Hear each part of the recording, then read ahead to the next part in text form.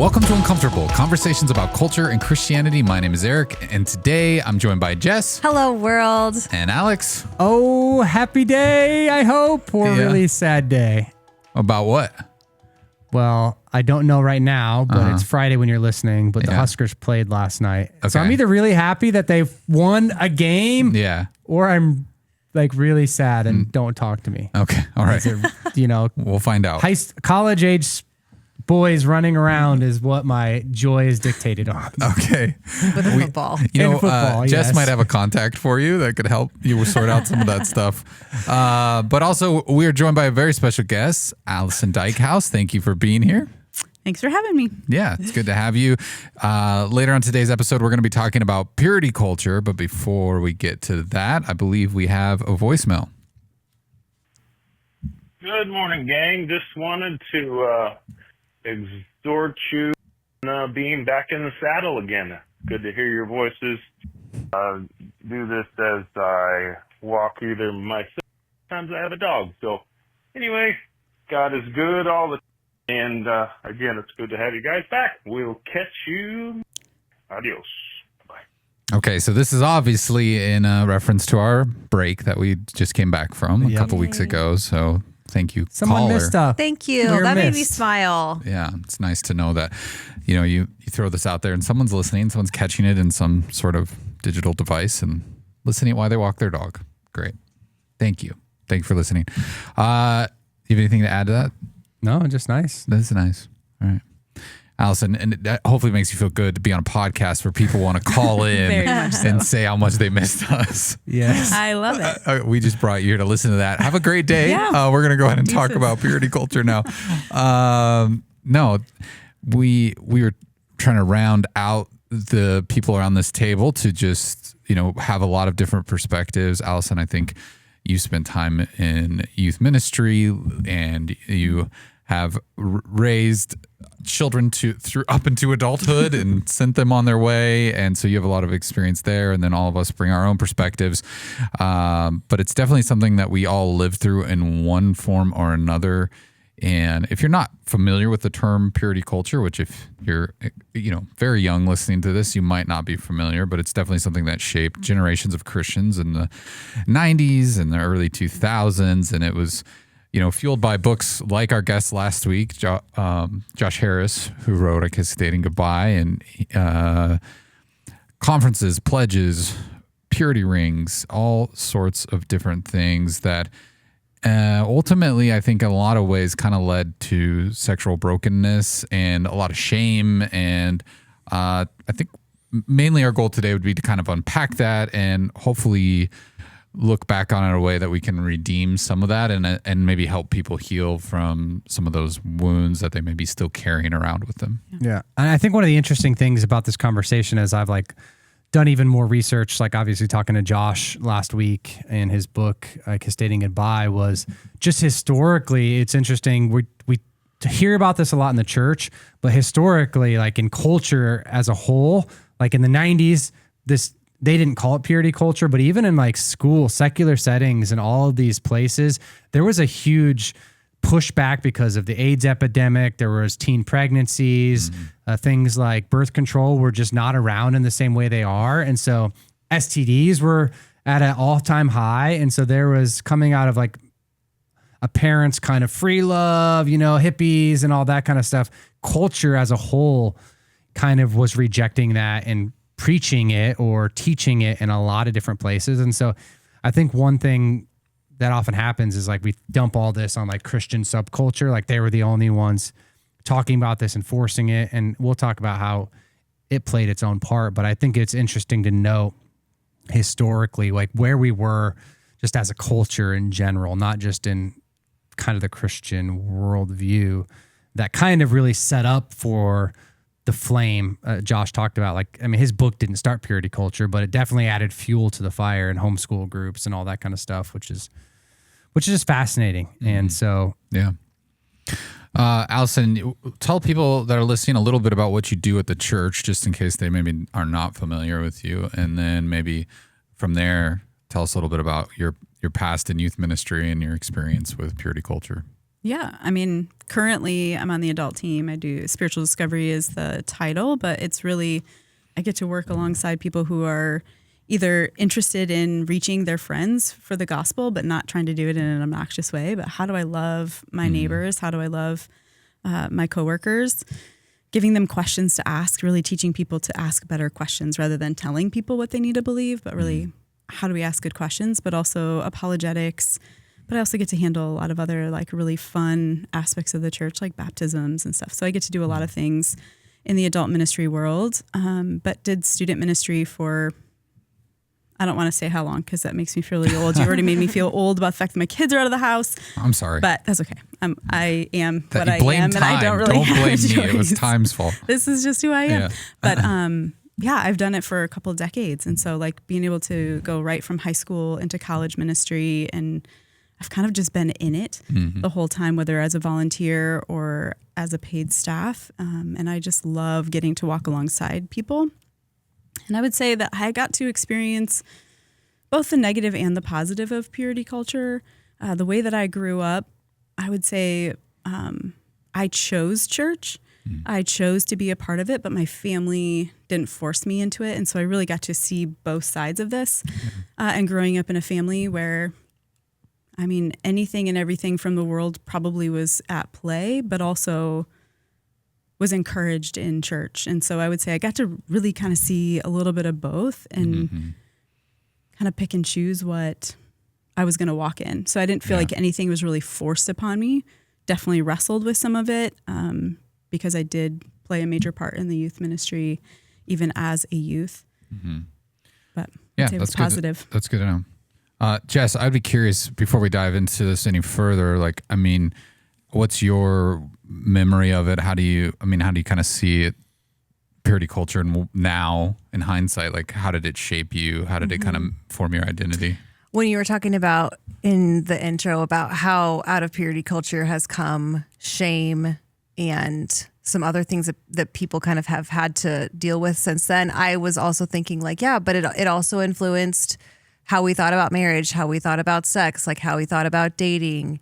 It created things around modesty and body image and being very self-conscious. And I think that some people did it right and explained it really well. And then we almost see like in other places an overcorrection. Yeah. And I think that I was more in the overcorrection camp. So that's kind of where I started. And so there was a lot of things that I had to unravel to figure out like, okay, what does like being married look like and what can I do dating and not? And there was just like a lot of almost insecurity for me that was produced in that time.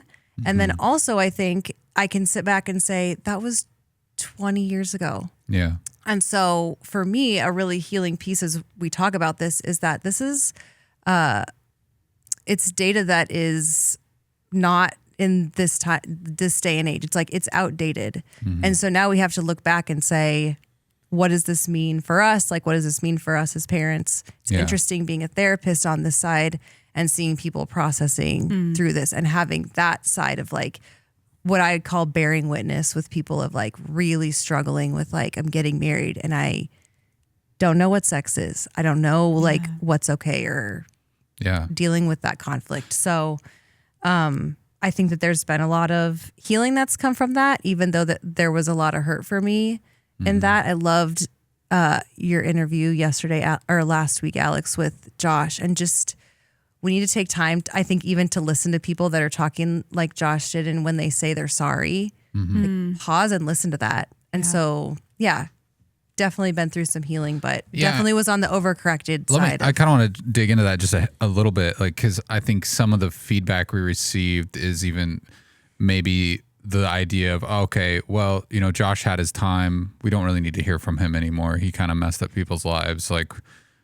why are you talking to him right now? But I am curious, like, what did that mean to you when you hear him apologize for that? Okay. You know, because I think that's important. This is going to sound weird, and I did not expect to have this thought when I was listening back to the episode. Do you remember when Steve from Blue's Clues came back to check on people during COVID? Yeah. And he was like, hey, how's it going? And obviously different, so I'm not trying to say that they're in the same boat. Yeah. But Josh coming back and saying like, hey, like I was here when you were a teen and I was saying these messages, and he's maybe not saying like, hey, how you doing? But it was like, hey, I'm sorry. Yeah. Like I'm owning that. And I think that it matters to slow down and for people to come back and say, I was wrong. Like who says that? Like I can't think of many people that have. I mean, I remember the first time I saw Josh got exposed to I Kiss Dating Goodbye was through Brio, my magazine from Focus on the Family. And so somebody that's just like such a part of the Christian culture, Christian dating culture, to come back and say like, hey, like, how you doing? Like, I'm sorry. This is not what the message of the Bible, and this is not where I was getting that. Yeah, that's good. Does that make sense? Yeah. Like with the, No, I think it does. Was anybody else here? I'm just curious, married to Jesus before they were married to their spouse? You guys take the purity, you guys have a purity ring, do the pledge. I mean, I think that was a big part of all of that. But just me? Might have just I been wrote you. it. I had like It was- a card in my Bible that I signed and dated. I didn't have. Did you have a purity ring? Yeah. I rocked the ring, we had the ceremony, did it all. Wow, it was ceremony. There was no ceremony. Not for like mine, not but there was a one-on-one, ring. not just me and Jesus, but like our whole youth group. you know? They all got married. Yeah. Okay. I remember signing a paper. I remember a ring being involved, but I don't recall a ceremony. But I probably could still go find you that ring somewhere in my house.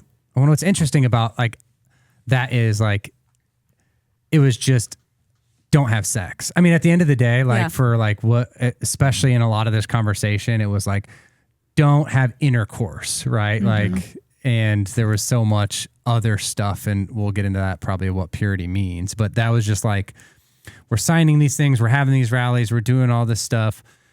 Little like 12-year-old boys like me are walking around with wedding rings on, you know, because we're like, we did it. And that was just the culture. But we weren't. Were they saying don't have sex, or it was about virginity? Because I think Yeah, I mean, virginity. yeah. Like that was, I mean, right. So it was like, what's then, sex? But then that led to, I think, a lot of teenagers kind of trying to define Yes, that. exactly. So yeah, the age old. So it how could be far like is I too can't far even. Yeah. There were question, some people. I remember I have friends that I've talked to about this.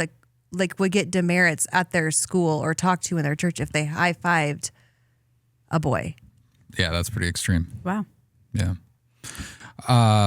Okay. So if we're looking at purity culture, and let's just start as we dissect this a little bit, do an autopsy. The good intentions. Why did this come about? What were people attempting to do when they kind of unwittingly created this thing that we now look at as purity culture? I mean, first of all, it was aimed to honor God. I mean, it was kind of scripturally based, and like, you know, our body is the temple. Let's keep it pure, that sort of thing. But what else is there? Yeah, I mean, I talked about it a little bit earlier, that reaction to things that were happening just in culture, AIDS epidemic, all those kinds of things. I think a lot of it was parents, and I do this, like who had experienced pain in their own lives, and they wanted to keep their kids from that pain that they had experienced. And so whether that was unwanted pregnancies, you know, from their point of view, or whatever that was, abortion, that was all a big part of that, especially in Christian culture, as parents are meeting Jesus and they're like, man, I had so much pain that the ripples are, I just want to keep my kids from that. And so I think from parents' point of view, there's a lot of that. Obviously you talked about it, Eric, that your body is a temple of the Holy Spirit, and really focusing on it from a physical aspect. 1 Thessalonians 4:3-5. It's God's will that you should be sanctified. You should avoid sexual immorality. So that idea of sexual immorality being a big thing that Jesus is concerned about, Scripture talks about in a lot of places, really drove, I think, a lot of. I mean, I think the fascinating thing to me is when you look at the way it was like middle school and high schoolers that they were talking about this stuff too. And I mean, I was already a pretty sheltered kid. And so you're talking about all this stuff and you're like, all right, you don't have sex till you get married. And it's like, I don't even know if I know what sex is, but okay. Yeah, I won't do that. Like, I don't know, you know? And so it's just, I mean, on the flip side, in culture today, you see people getting almost the opposite direction upset about if any type of sexuality is talked about in public schools or any of that stuff, and they don't want kids hearing about it or being exposed to different ways of thinking. And so it's like, yeah, I can empathize with that feeling, but also, I mean, what were the unintended, kind of consequences of trying to do a good thing, but also you're raising the curiosity level with these young people. I think if I had to sum it up, what I experienced, I think the message that I ultimately took away was don't ruin your marriage. And if you mess it up, like you're going to mess it up now and then there's just no hope for it. Your future marriage. Your future marriage, yeah. Like not the marriage that you just did with Jesus, but like the future marriage, like you have one shot at getting it right. And if you mess with sex, you're going to mess up your marriage for the long run. And I think that was it was a little bit of fear. Yeah. And so I don't want to look at a boy wrong if that means that I'm going to. And I think, what Jess was saying earlier, the girls, at least what I received from the messaging, like it was a little bit different for the girls than the guys. There was a lot more pressure on the girls to not mess it up for the boys and not to create temptations or whatnot. So I think, but the ultimate like bottom line was, hey, don't mess up your marriage. And this is how you don't do that. Yeah. Yeah. That, and in Josh's book, and it was, that echo happened a lot. Like in the opening part of his book, I Kissed Dating Goodbye, was a scene where you're at your wedding and there's a guy and gal getting married. And then during the ceremony, one by one, all of these past girlfriends come up and one holds the groom's hand and the next holds the groom's hand and the next holds the groom's hand.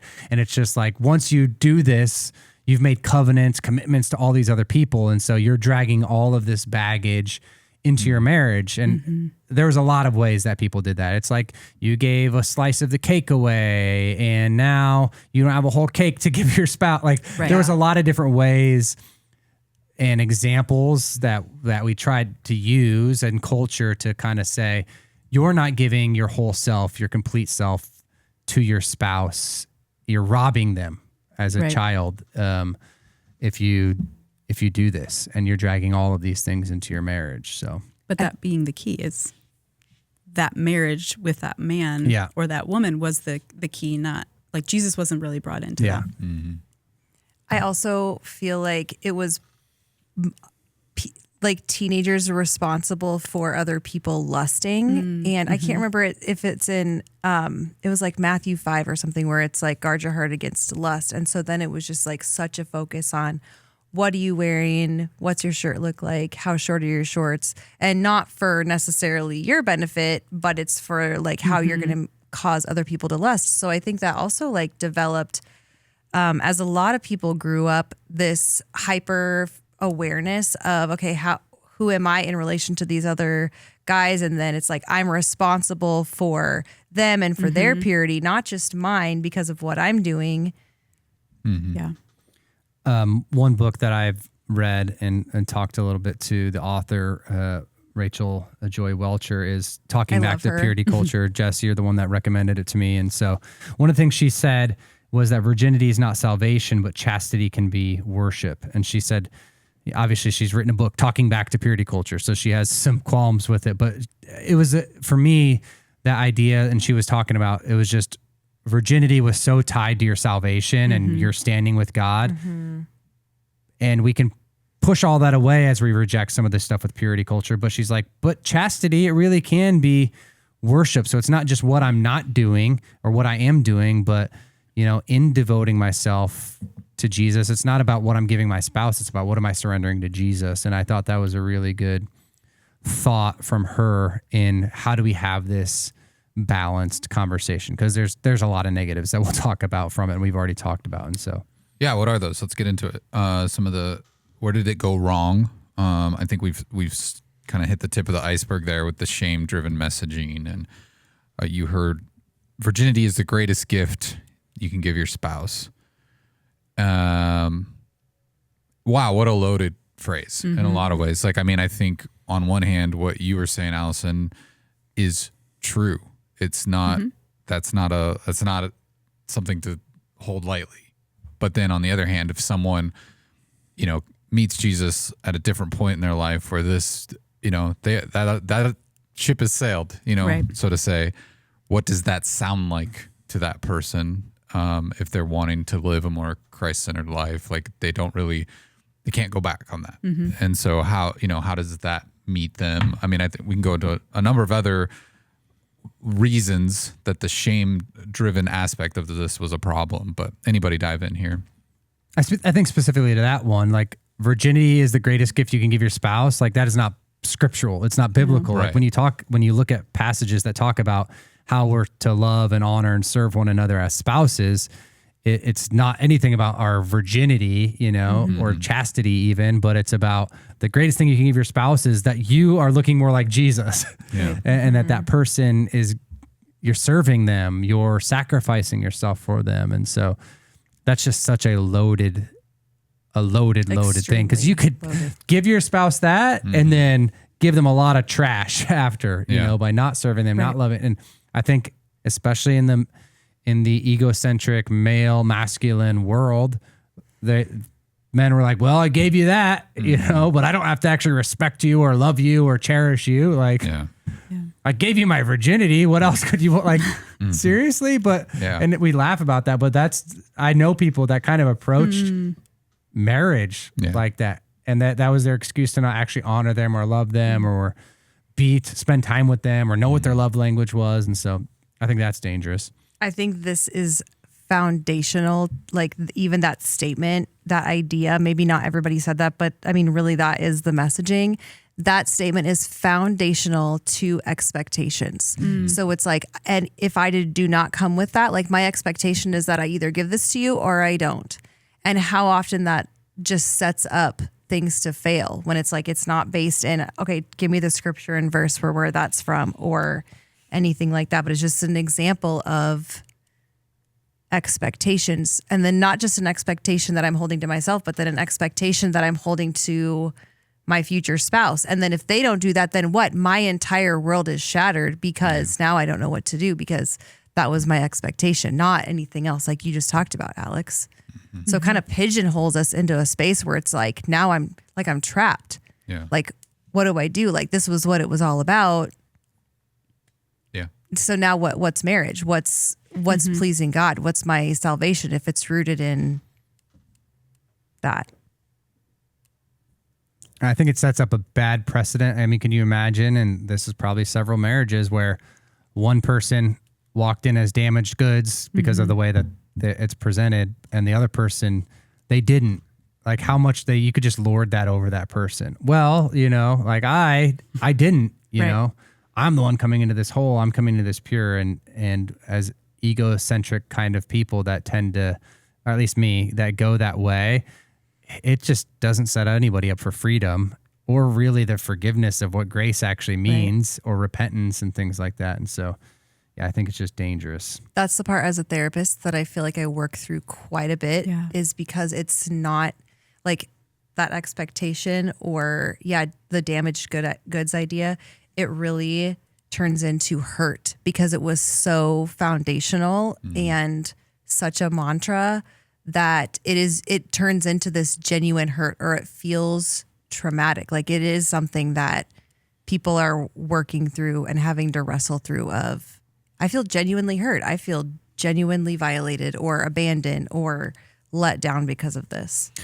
Something you hit on earlier, Jess, was how the burden of men's lust was on women and how they dressed. And I mean, I'm curious, Allison, you have how many daughters? You have three? Three daughters. Yeah. So you've probably had to deal with some of that, but I mean, how do you instill kind of I don't know, the self-worth that you would want them to have and the confidence, and also kind of balance that with, know what you're wearing, people are looking, and you want to represent yourself well. Like how would you manage that as a mom even? Well, I mean, some of it you have to work through it yourself.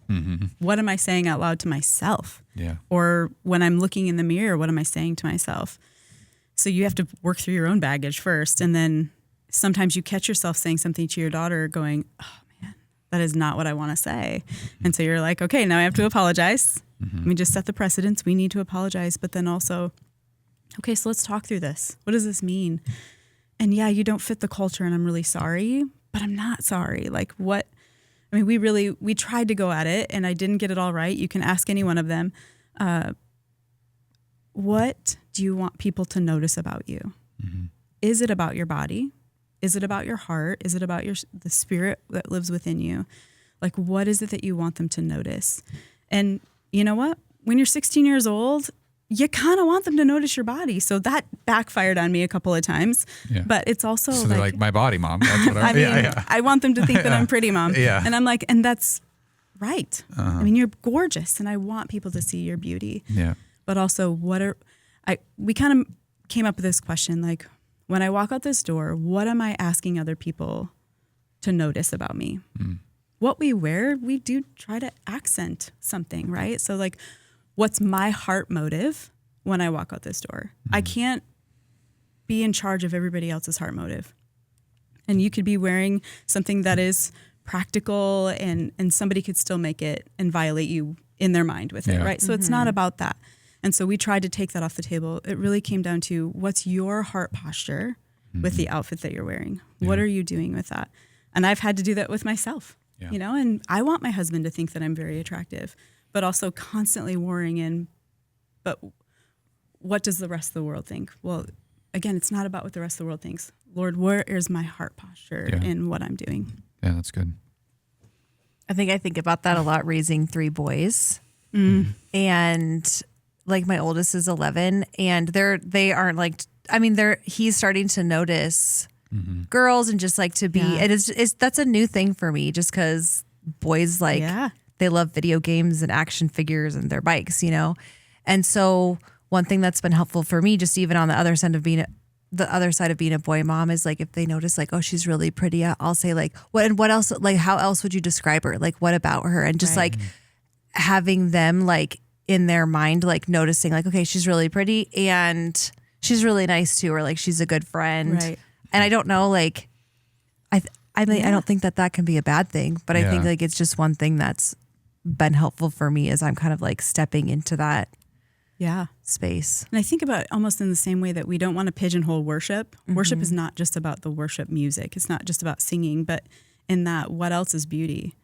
The fact that she's really kind to other people, that is beautiful. And so even helping them expand their horizon of what beauty means. And I think we've had that conversation with our son as well. And I would say the world is not nice to boys either. So, you know, we have to think about our sons too, because the world is telling them what they're supposed to look like, and what their arms are supposed to look like, and what their calves are supposed to. And it's amazing the things that they're like, yeah, my calves are fat. And you're like, wait, what?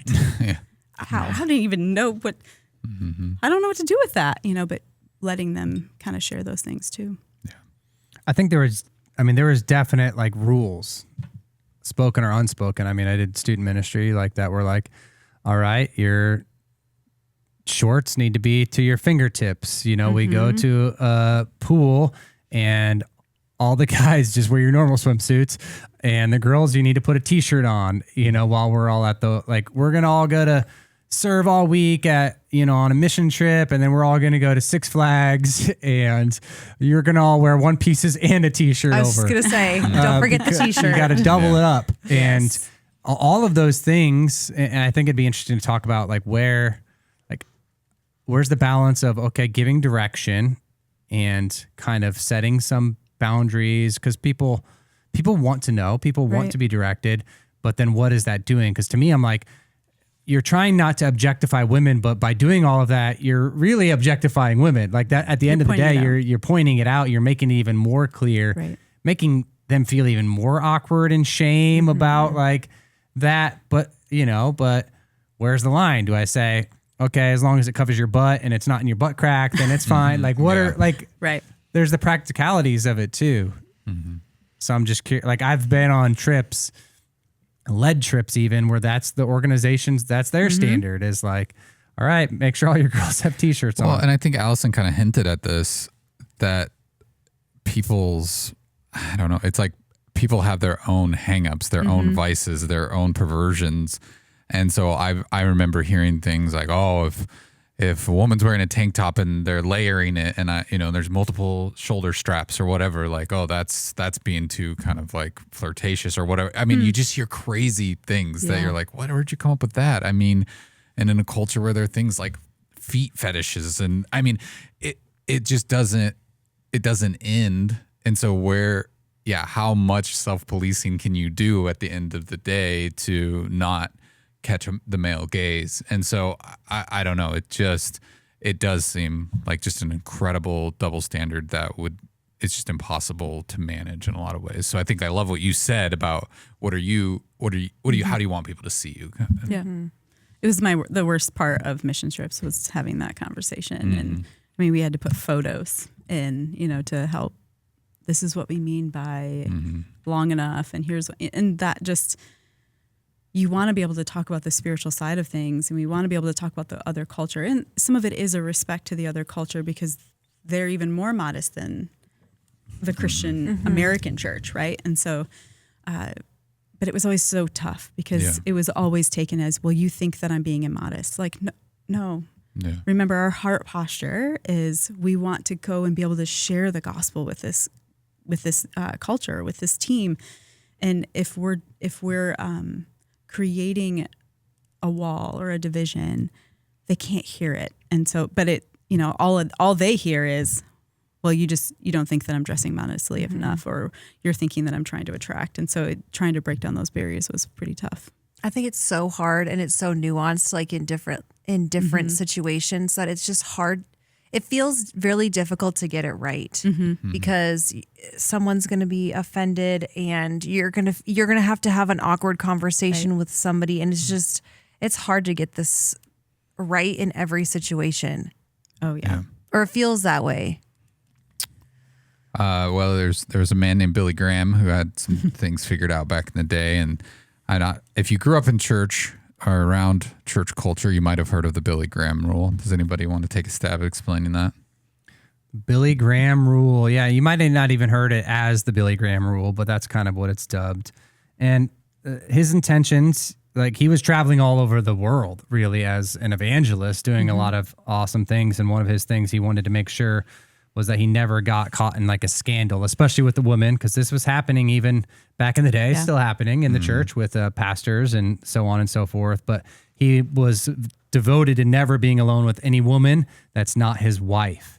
And he wanted to protect his integrity, just avoid temptation, like not have somebody, snap a picture on Instagram. No, not really that, but, and say those things because he really didn't want to harm that gospel witness, because he was serious about all of those things.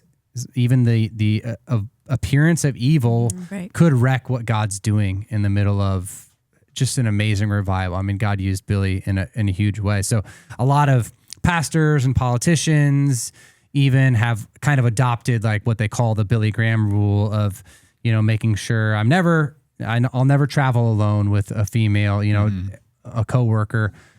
I think Billy didn't text people back in the day, but I'll never be in a text thread with a female that's not my wife. I'll never, be in any kind of office setting with the door closed. We have, windows and just all those things that are really designed to protect, integrity. And I think that was a big thing that Billy was doing, but has been inherited and adopted in a lot of different kind of Christian circles, especially. I mean, if you're in a lot of secular work environments, I know friends that have tried to implement that and I've been laughed at, just because they're like, are you kidding? I'm your supervisor and we have to have this conversation. I'm not inviting someone else into the room to have this conversation that has nothing to, it's all about work. And so anyway, that's kind of the story of it. Thoughts? What's everybody's take on that? Is that something that's always possible to uphold, or are there exceptions to the rule, or I don't know. I'm just curious. I'm curious to hear people's opinions. Go ahead. I don't mind the rule. I mean, I worked here for 10 years and this has been a part of even Christ Community's culture for probably longer than that. Yeah. But I never minded it. And I always felt like this is a very simple, easy way to respect someone else and someone else's marriage, and their spouse is not there. And it's just an awesome way to support and think about and respect that person. And so I don't think it's a bad thing. Now, do I think like if I saw two coworkers like driving off in the same car, my mind wouldn't go to like, oh, like what's going on? I have a question though. Do you think that narrative gets written so quickly because of rules like this? Do you think it contributes to it yes, because I do. we've been taught that if two people are alone, that's what you should think. Yes. That something bad is going on. Because I would have to think about it. I'm just kind of playing, unironically here, the devil's advocate. But I just, No, I love it. I think that a lot of times you get told this stuff, and I think the church has always had the best intentions with this stuff, whether with purity, and that's because we are trying to follow God's word. But sometimes you create so many rules that you just start writing narratives in people's minds, and then they just view the world through that viewpoint. So the moment I saw, two coworkers driving off together of opposite sex, I'm just going to write that narrative in my mind that something must be going on there, and whether that's true or not. Yeah. I mean, it's what I've grown up with. It's kind of been the way, but I've also been in positions where I've been asked to disobey that, or like, no, I just need you to ride with me. And I'm like, oh man, that's really uncomfortable. Yeah. Now what do I do with that? And, but then had to like go to supervisors and say, hey, and it was not here at CCC, but just like, hey, this is really uncomfortable. I've asked for things to be different and it's not been respected, and so there's even that, like people who are trying to debunk it, but not really catching the heart. And so I think what Billy Graham was trying to do was really good. Yeah. Sometimes we can take a rule and we can add a bunch of things to it, but also have we asked the other side, like, is this what's most comfortable for you? Is this what's the best for us as a whole team? And so I think that there's some really beautiful things in that for the respective marriage, but also just not setting the church up for failure. Yeah, not making uncomfortable situations. Yeah, like absolutely. When I like in student ministry, and even when Alice and I served in student ministry together, it had nothing to do with any kind of sexual stuff. But like I had a female employee that just had stuff going on in her life, and because I was her supervisor, she was like sharing all this with me. Like there became like this attachment that we recognized, like this isn't healthy, and it's not because there's any sexual stuff going on, but like she's just in a place emotionally and mentally and she kept reaching out to me because that's just kind of a pattern that started. So we were like, all right, we need to implement some of these things. Like we need to move her from that space. Alex is a young guy that's married. He's got kids. She shouldn't be texting him even at certain times or always, with some of her medical issues as the savior. And so there are times where you're just like, even outside of that, the sexual ethic around it, those attachments and are important for female, and that's why we have like female staff with our students and male staff, because they can just better, especially appropriately, because there's been a lot of bad things that have happened. That's why a lot of policies end up in place, unfortunately. That's good. And I think that's a big thing to consider too, is not even just the sexual ethic of it, but the other attachments maybe that can happen. Yeah. That you saying that made me think the other side of the purity culture issue for guys is like you're always lusting and thinking about sex and like the next thing that you could do, and like, oh, if you see this then this is going to happen. And so I think a lot of guys get pigeonholed to be these like, can you say horny? You just asked. Okay, well, like they just seem to be like that, where it's just like, oh, they've always got something. You can bleep me out if you want. Too late. But it's just we don't like have that technology. there is this thing where it's like they're always like turned on, ready to go. I'm like, I don't know how else to say it, but that's really like there's the message, the narrative that comes through that too, where it's like, okay, it is a good thing to not ride together in the same car, but that's also not safe for me because you're like that, and I'm going to do something to make you feel like that. Like there's just, and I think that's the purity culture narrative, where it's created to do a good thing with a message, but there's so much and there's so many nuances, and it was almost like there's so many rules and like so many things to think through. It's like now we can't keep up. Yeah. Like when I was a kid, I remember like hearing someone talk about like young men like they were just dogs, that they just like literally they like a dog that just goes around humping things, and like that's like that was like the the message like about like a teenage boy that's pubescent is they just that's what they want to go around doing. It's an impulse. They can't control it. That's no control. Yeah. That's all they do. And like that's going to freak a girl out. Yeah. Right. Like that's all boys want. They can't control anything. That's the only way they can think. And so, yeah, it is dangerous. Just writes a lot of narratives that are, I mean, there's truth in some of it, but also a lot of not true. But by what you're saying and the way that you even asked that question, it just makes me think about the fact that it's like we say, there's a purple elephant in the room, but you cannot look at it. Yeah. But by just saying that, everybody wants to divert their eyes towards that. So it's almost like we just put so much emphasis on it. We actually stole it away from the gospel. Yeah. We stole it away from Jesus on the cross to, no, you just need to hold your chastity sacred. Well, it's even like even when your kids are little, that's like a parenting thing that I learned really early on is you're watching a TV show or there's music on and you hear a bad word or something like that. And the reaction a lot of times parents have is, don't, that's a bad word. Don't, plug your ears, whatever. Cover your eyes. Yeah. And it's one of those things where when you draw attention to it like that, they may have not even noticed it, had any context for it, wouldn't have even thought twice about it because they just hear so many words they don't understand when they're real little. And it's like, they just ignored it. We just didn't. We didn't wince. We didn't freak out. We just ignored it, and then they never repeated it. They never, But I think it's when you point it out, like, oh, that's the bad thing. That's where the curiosity rises, and I don't know. But you see that with a lot of stuff. I think it's like people who are really strict about no sugar in the house, nothing, none of that, no junk food, and then those children grow up and get out on their own, and maybe they carry that with them, or maybe they go the other direction where that's all they seek out.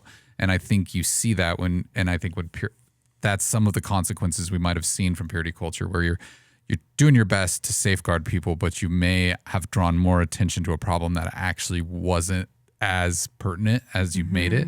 And that leads to things like these cycles of shame or people having hidden sins. And like, that's the one thing people don't want to talk about because they don't want to be lumped in with, the sinners who have all this hidden sin or other things that they've done that they feel dirty about, or, I don't know. What are some of the other consequences that we see from purity culture now?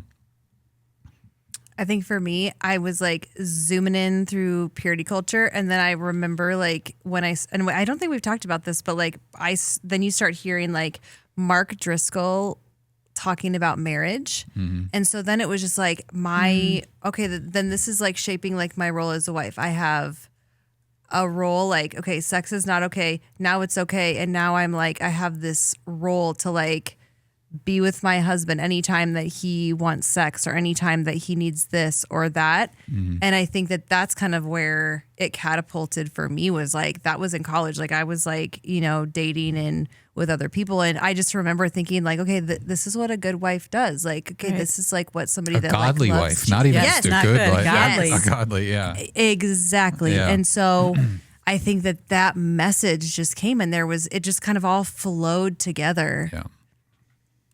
It's so true. And you don't even know that you're doing it, right? Like you don't even know that. And there's moments where you're like, why am I the way that I am? Why am I not just comfortable with this? And but it was exactly that. Like, you're not supposed to be attractive. You're not supposed to draw anyone's attention. And then all of a sudden now you're supposed to be ready all the time. And you're supposed to be like the cougar in the bedroom? Like, what does that mean? And I couldn't talk about it, think about it, ask about it to now I'm supposed to know how to do all these things. Everything's okay. Right?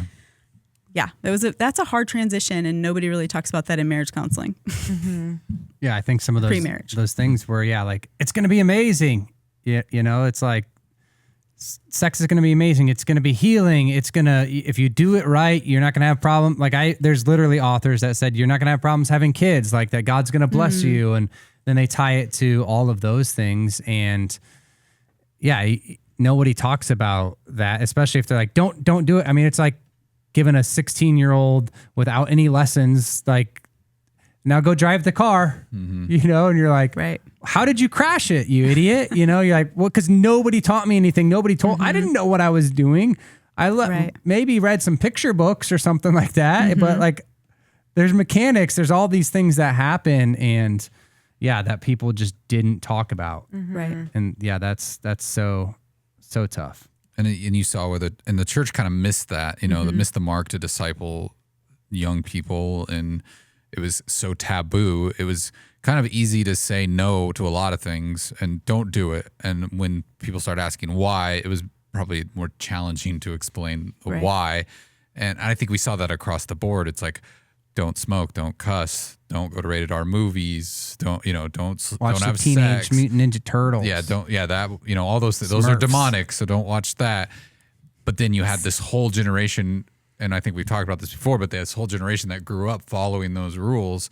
And then the moment they didn't get into the college they wanted to get into, the moment that, a loved one died, the moment that a relationship didn't work out, they're looking at God going, wait, I followed all the rules. I didn't have sex. I didn't cuss. I didn't smoke. I didn't drink.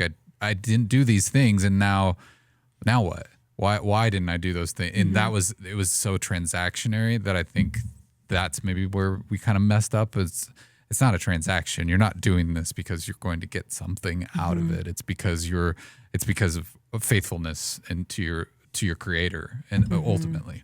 And one thing I don't know, and it would be interesting, like what you guys think about this, because as I have processed with adults, oftentimes with my Christian clients that are, I would say 30s, 40s, as they're talking through purity culture, they are processing through like the fact that the church said this message and my parents then never talked to me about sex. So for some, I'm not sure if parents, because I wasn't a parent at that time, but like I'm curious if parents were like, the church has got this, and so they're taking care of like that virginity purity piece. Like we don't need to talk to them, because there's a lot of that where we just didn't talk about sex and we didn't like have conversations about, I don't know, periods. And it's probably like the opposite of what I was saying earlier, where it's like your parents are probably scared to say too much because they're like, I don't know what they know, so I don't want to like inform them more than they already are. I don't know. But I think there really was like,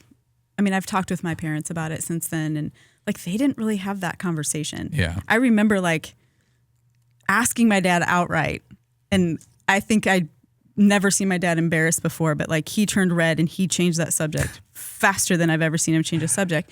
But like they just never got talked to about it. So then they didn't know how to talk about it, and they didn't know what was okay to say. And now I don't know what to do with you. And so I think there was a little bit of, they were doing the best they could with what they had, but they just didn't have tools to talk about it, which gives me so much hope for our generations coming up. Like they're just not afraid to talk about it and bring it up. And my kids definitely still are like, oh, Mom, please do not have this conversation again. But I was like, I'm just really comfortable talking about this. We just need to talk about it. And, but it's a beautiful thing that they are open and they're willing to ask the questions. They don't have to Google it. They are finding people that they can really talk to about it. Yeah, I remember specifically the moment when it happened and I didn't want it to happen. That's the talk. And it was like, the teacher sent out a note. I think it was like the 4th or 5th grade. They sent out a note saying they were going to be talking about AIDS and what that was. And like, if your child doesn't know what, sex is, and you don't want them to hear this, then, maybe they can stay home that day, keep them home, whatever. I read stay home. And as a kid, I'm like, I'm going to play this up so I get to stay home. And I'm telling my mom, I don't know what any of this stuff means. I probably shouldn't go to school. And like, it's backfired so bad. My dad was out of town, and I heard them talking on the phone, and it pretty much came down to, well, you're just going to have to tell him.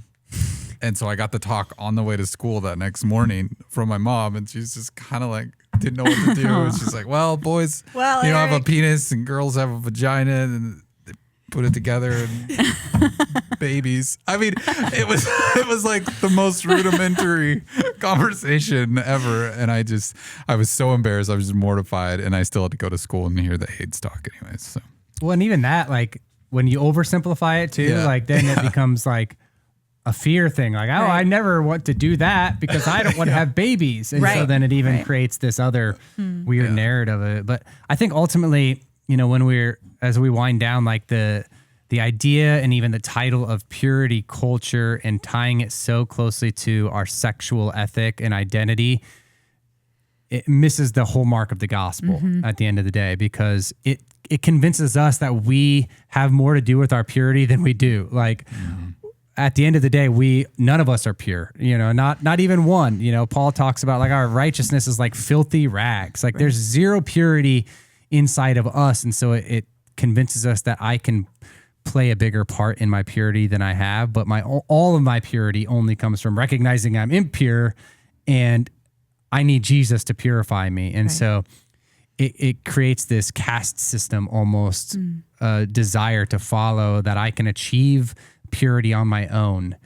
And so I think for a lot of people that ended up setting them up for failure because, okay, I achieved it. I get the award for sexual purity, or I didn't have sex outside of marriage, but I'm addicted to porn, or I have this other things that are impure in my life. And Jesus even elevated. I mean, the Sermon on the Mount wasn't about drawing lines in the sand physically. He was like, it's about your heart.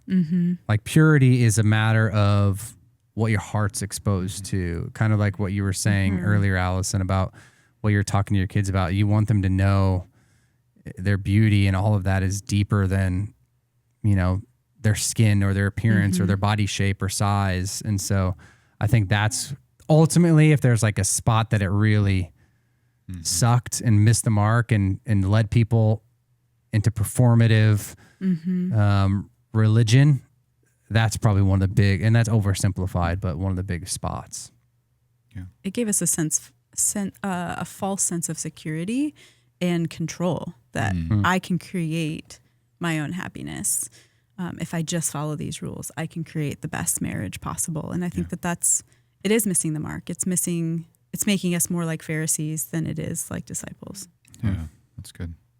I think when before we took our break, Erin Huber was on the podcast talking about her divorce, and really a lot of this set up for that in her marriage, of two people that really were pursuing Jesus, following him. You can go listen to that, that episode more, but it ended up setting up for this failure and these insecurities and all that kind of stuff going on in their marriage. And so she talks a little bit about how those narratives really didn't set her up to win. They set her up, ultimately to lose in marriage, which is tough.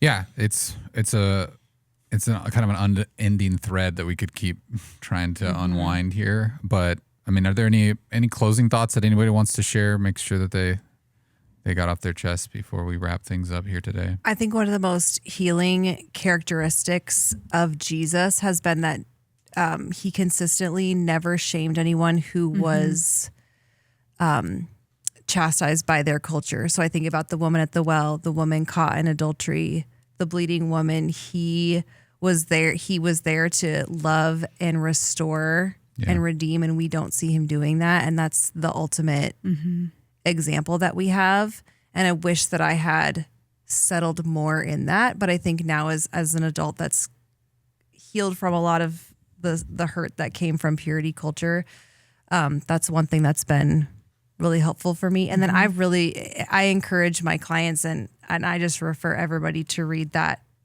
if you are kind of stuck in that purity culture circle of like, how do I process this? How do I heal? A great beginning is talking back to purity culture by Rachel Joy Welcher. She just does a good job of not like attacking and shaming, but really just helping process. And that was probably one of the first things that helped me really unstick some of this. Yeah, that's good.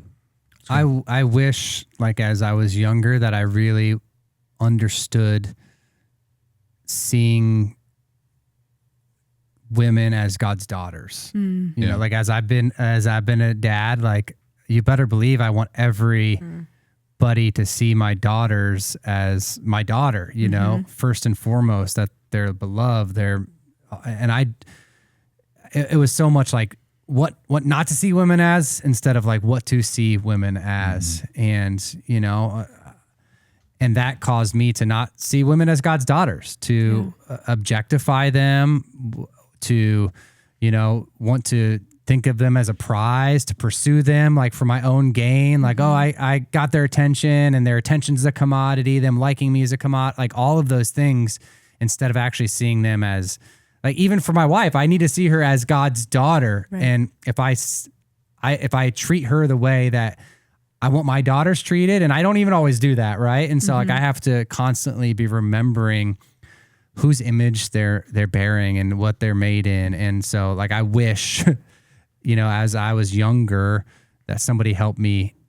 And I don't know that somebody could have helped me see it the way I do as a father now, but that even that, and those are things I want to impart to my son and to my daughters, to see themselves, not even just as my daughter, but the daughter of the King, and how much he loves them and values them and cherishes them, and get those messages into their hearts and souls. So It's good. Probably one of the things that I learned being a first-time parent, and I just got to see a newborn even today, and just looking at this newborn going, there's absolutely nothing that she has done, but I am smitten. And just looking at her, she is a delight and a joy, and there's nothing that she has done. And if we could see ourselves that way, like God looks at us that way, and he says, there's nothing you can do. There's nothing you can do that would take this away. I love you. I see you. You are beautiful, gorgeous, handsome, whatever your word is in my sight. And if we could see ourselves the way that God sees us, it would change a lot of it and would change our perspective on so many things. I wish that could be what we could see every day. Yeah, it's really powerful. Well, thanks, Allison, for being here. Really Thanks for appreciate your having me. time. Yeah, it was great. Thanks, everybody, for listening. Wherever you are, we always appreciate that. If you have any questions or concerns, you can always reach out to us on Instagram or TikTok at CCCOMA Podcast. Send us an email to podcast@cccomaha.org, or you can leave us a voicemail at 402-885-9930. But until next time, we'll talk to you then.